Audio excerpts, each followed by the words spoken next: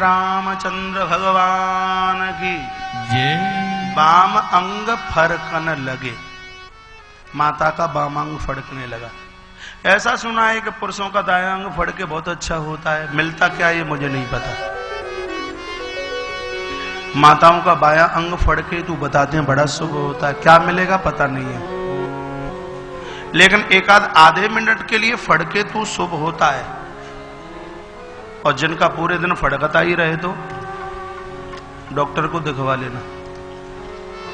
हाँ, हो सकता है कोई बीमारी हो, एक आधे मिनट के लिए फड़ के सुबह मैया को इशारा मिला है, माता पूजन करके चली गई है अपने घर की तरफ, और इधर मेरे प्रभु राम अपने गुरुजन के चरणों में आया है। चरणों में साष्टांग होकर के वंदन किया, प्रणाम किया। गुरुजी ने पहले पूजा की और बाद में दोनों शिष्यों को आशीर्वाद दिया। पहले पूजा, मान लिया जाए किसी साधु के चरणों में प्रणाम आप अभी करें और वो आशीर्वाद 2 घंटे के बाद में देवे तो अचंभा सा लगता है कि नहीं। प्रणाम अभी किया और आशीर्वाद 3 घंटे के बाद दिया, इसका मतलब क्या है?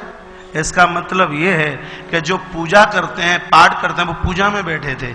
जब तक आप पूजा नहीं करोगे तब तक आपका वरदान भी नहीं लगेगा, और जब तक भजन की ताकत नहीं होगी तब तक आपका श्राप भी नहीं लगेगा। वरदान और श्राप उन्हीं का लगता है जिनके पास में भजन का करंट है। पूर्व के समय में लोग जो कह देते थे वो ही हो जाता, लेकिन अब वो संभव नहीं होता, क्योंकि पूजा होती है लेकिन नकली होती है, दिखावे के लिए होती है, असलियत खत्म हो गई है।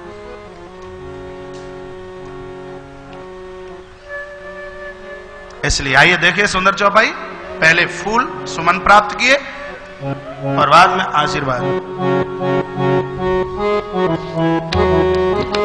सुमन पाई मुनि पूजा कीनी, मुनि आशीष दबो भागिन देने।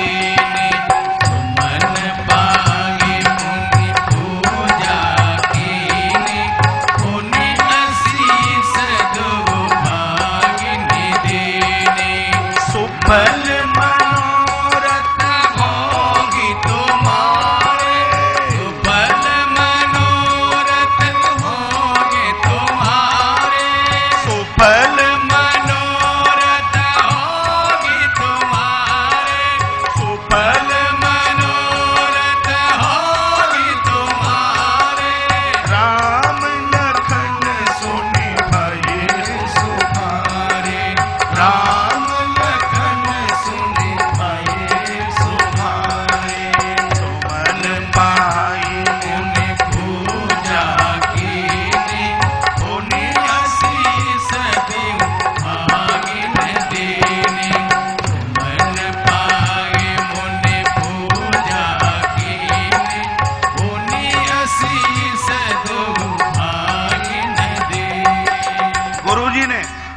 मन ही मन विचार किया कि इसको आशीर्वाद किया दे, विचार करके आशीर्वाद दिया।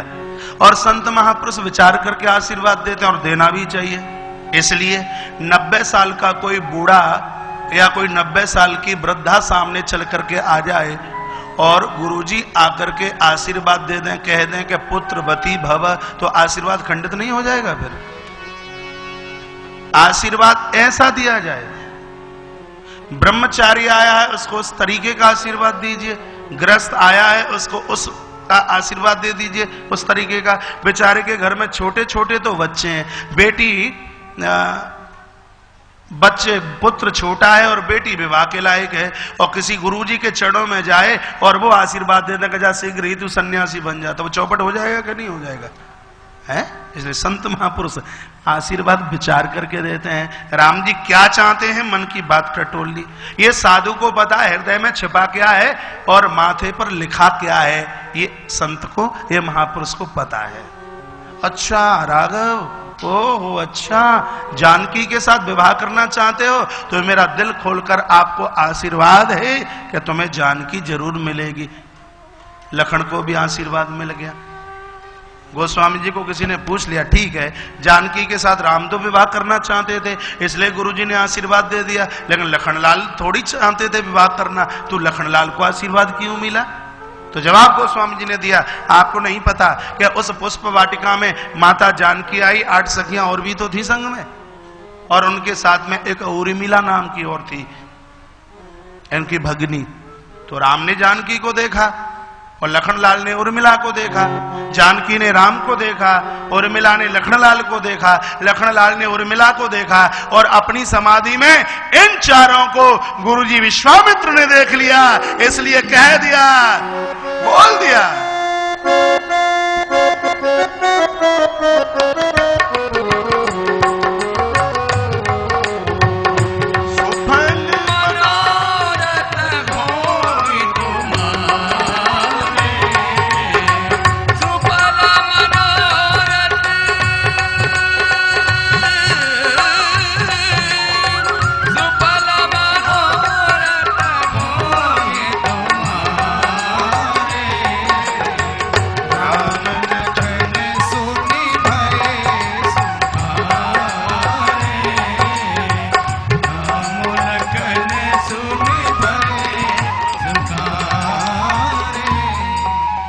आशीर्वाद मिला।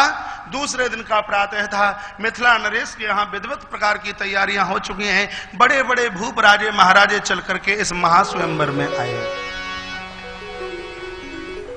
सदानंद जी महाराज का आगमन हुआ और उनके साथ में गुरुदेव विश्वामित्र अपने दोनों शिष्यों को लेकर के चल पड़े। गोस्वामी जी लिखते हैं, सब मंचन थे मंच एक सुंदर विशद विशाल। राजाओं के लिए आसन सिंहासन पड़े थे, लेकिन सब में एक बहुत ऊंचा सा मंच था और उसके ऊपर गुरुजी को और दोनों शिष्यों को बिठाया। हम कल भी बोल रहे थे, महापुरुषों के साथ जाओगे तो जगह ऊंची ही बैठने को मिलेगी। स्वयंवर में राम लक्ष्मण का नौता नहीं है, लेकिन गुरुजी के साथ गए, बैठने के लिए बहुत सुंदर आसन बना। अपनी पूरी तैयारियां, पूरी व्यवस्था एक हिंदुस्तान के संत को दिखाई गई। अपनी जीवन की व्यवस्था का सर्टिफिकेट किसी साधु से मांगिए। आपने कितना बढ़िया किया, ये दुनिया को बताने की बिल्कुल जरूरत नहीं है, साधु को दिखाइए, संत को बताइए आप। क्योंकि दुनिया के लोग आज आपको सर्टिफिकेट दे देंगे और कल वापस ले लेंगे, इनका भरोसा क्या है? आज आपका सम्मान कर दें, कल आपको गालियां दे दें, इनका क्या भरोसा है? दुनिया दुरंगी है।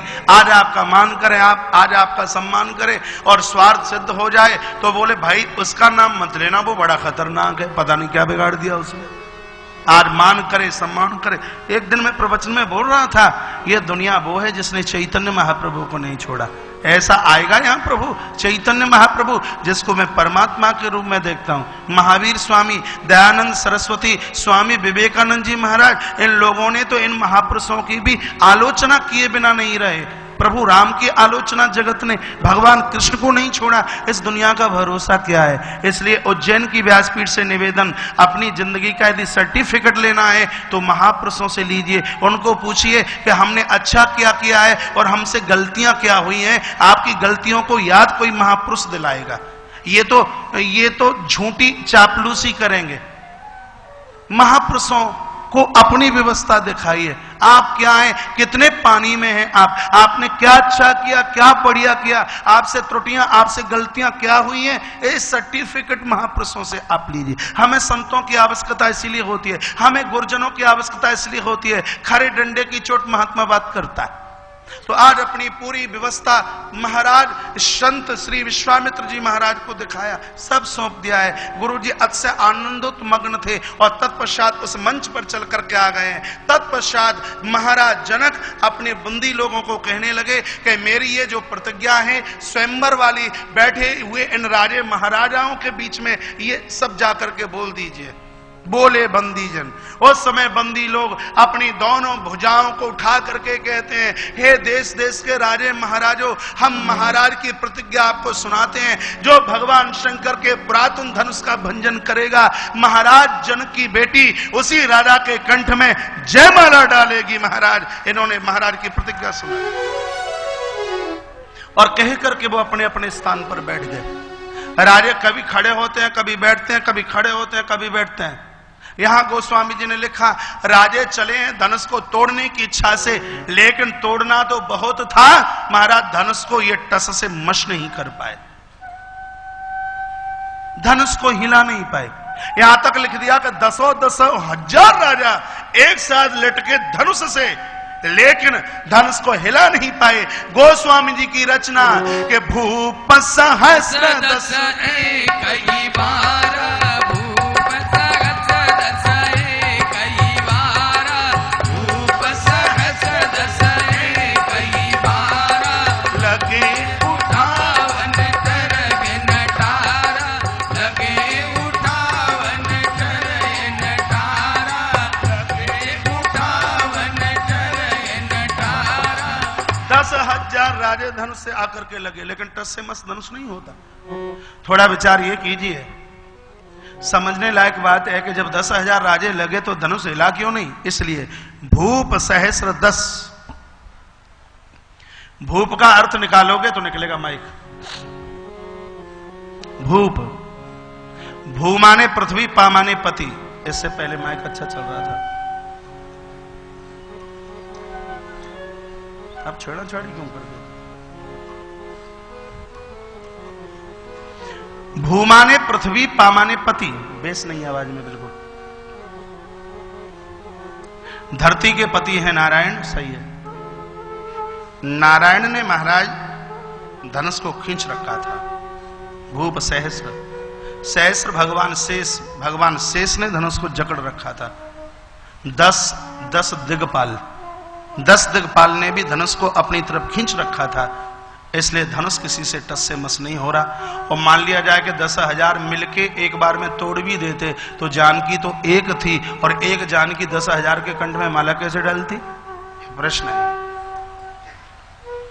तो यहां संतों ने जवाब दिया कि एक दिन में एक ही 12, एक दिन में 10,000 राजाओं ने धनुष को अजमाया। धनुष कितना बड़ा था? बताया जाता है जितने हाथ लगते धनुष में उतना ही धनुष बढ़ता हुआ जाता। ये विशेषता थी उस धनुष की। डगही न शंभु सरासन कैसे, कामी बचन सती मनु जैसे। जैसे विकारी कामी व्यक्ति के शब्दों का प्रभाव किसी सती नारी के ऊपर नहीं होता, उसी प्रकार से लंपट राजा, कायर राजाओं का कोई भी असर महाराज इस धनुष के ऊपर नहीं हुआ। क्या बोलते हैं, हे गणेश बाबा, हे गणेश भगवान, हमसे नहीं टूटा तो कोई बात नहीं है, लेकिन पड़ोसी से तो टूटना भी नहीं चाहिए। ये पूरी दशा हमारी जैसी है। हमारी दुकान ना चले कोई दिक्कत की बात नहीं, हमारे बेटे का विवाह ना होवे कोई दिक्कत की बात नहीं, लेकिन पड़ोसी के यहाँ तो बैंड बजना ही नहीं चाहिए।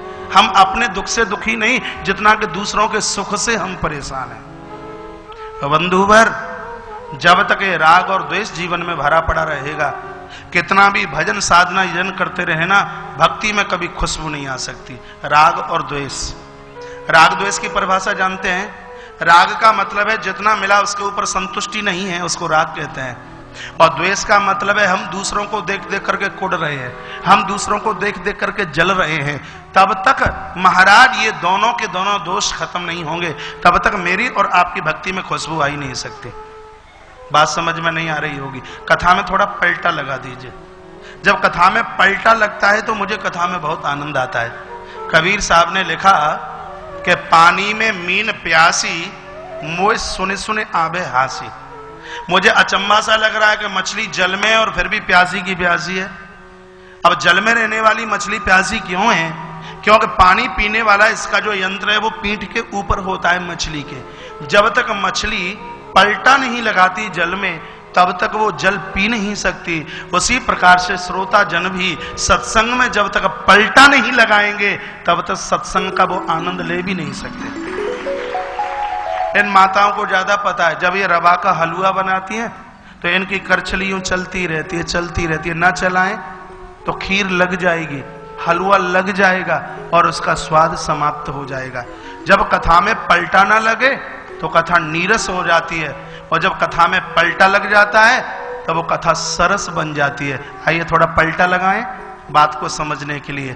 किसी व्यक्ति ने कुआं खोदा, कुएं में से बड़ा मीठा पानी निकला। दौड़ता हुआ गुरुजी के पास पहुंचा, कहा गुरुदेव आपकी कृपा से कुएं से बड़ा मीठा पानी निकला है, आप पधारें, आपको जल पिलाना चाहता हूं, नहलाना चाहता हूं। गुरुजी ने कहा कल प्रातः 10-11 बजे आ जाऊंगा। दौड़ के घर पर आया, पूरी रात्रि सोया नहीं, प्रतीक्षा के गुरुजी आएंगे। प्रसन्नता में महाराज सोया नहीं। जब संत दरवाजे पर आते हैं बड़ी गुदगुदी लगती है, बड़ी खुशी लगती है और लगनी भी चाहिए। पूरी रात नहीं सोया, प्रातः 4 बजे तो कुएं पर पहुंच गया। लेकिन स्थिति ये थी कि कुएं में से इतनी दुर्गंध आ रही है कि कुएं के पास खड़े होते नहीं बनता। पड़ोसियों से पूछा भैया कल शाम को तो कोई बात नहीं थी, ये कुएं में से दुर्गंध कहां से आ रही है? पड़ोसियों ने कहा कि कल संध्या को 2 पिल्ले लड़ते लड़ते कुएं में गिर गए। पिल्ले समझ रहे हैं?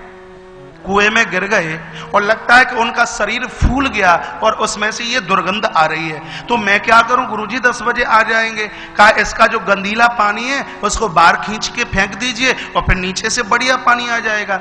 बेचारे ने 4 बजे से पानी खींचा, 9 बज गए, 9:30 बज गए, लेकिन इतने पर भी कुएं की दुर्गंध समाप्त नहीं हुई।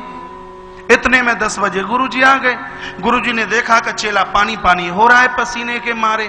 कहा बेटा क्या हुआ? कहा गुरुजी क्या बताऊं, कल रात को 2 पिल्ले लड़ते लड़ते कुएं में गिर गए और सुबह 4 बजे से पानी खींच रहा हूं, लेकिन कुएं की दुर्गंध समाप्त नहीं हुई। गुरुजी ने कहा बेटा ये तो तूने 6 घंटे पानी खींचा है, यदि जिंदगी भर कुएं से पानी खींचता रहे तो भी कुएं की दुर्गंध जाने वाली नहीं, क्योंकि कुएं में 2 पिल्ले पड़े हैं। जब तक दोनों पिल्लों को खींच करके बाहर न फेंकेगा तो कुएं की दुर्गंध कैसे समाप्त होगी?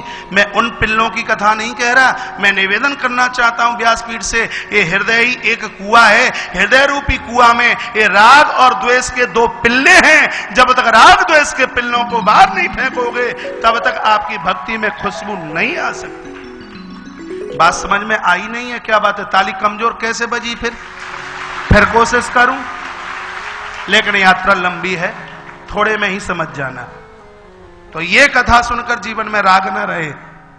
भगवान ने हमें हमारी जरूरत से ज्यादा दिया है, फिर तो परमात्मा कुबेर के भंडार की चाबी हमें पकड़ा दे, फिर भी हम यही कहेंगे अभी तो कम है, जो मिला है उसके ऊपर हम संतुष्ट हुए। अनुरागी बने, रागी नहीं।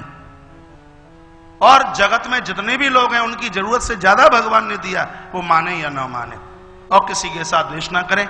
ये कहिए भगवान आप तो मेरे दुश्मन का भी कल्याण करना। सर्वे भवन्तु सुखिनः, सर्वे सन्तु निरामया, सर्वे भद्राणि पश्यन्तु मा कश्चित् दुःख भाग् भवेत्। मेरे देश का ये राष्ट्रीय मंत्र है, राष्ट्रीय सूत्र है। डगहि न सम्मु सरासन कैसे, किसी के द्वारा धनुष टस से मश नहीं होता। महाराज 14 दिन व्यतीत हो गए, तब महाराज को लगा कि मुझे ऐसा लगता है कि पृथ्वी वीरों से वीन हो चुकी। यदि मुझे पूर्व में ये पता हो जाता कि धरती पर कोई वीर नहीं रहा तो इतना बड़ा संकल्प मैं नहीं लेता।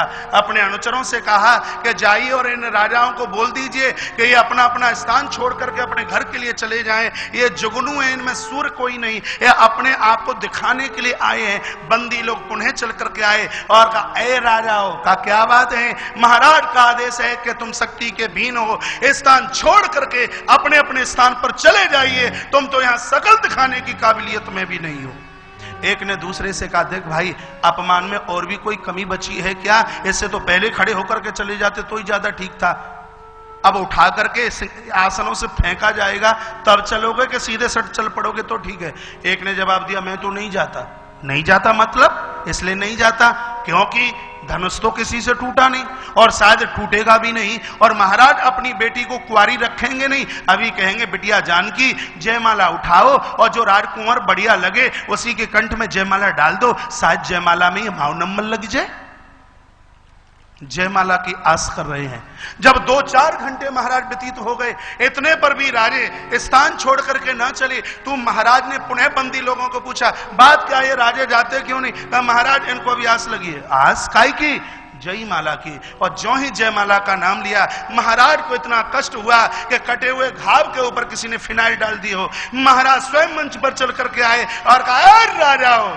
राजाओं ने कहा क्या बात है?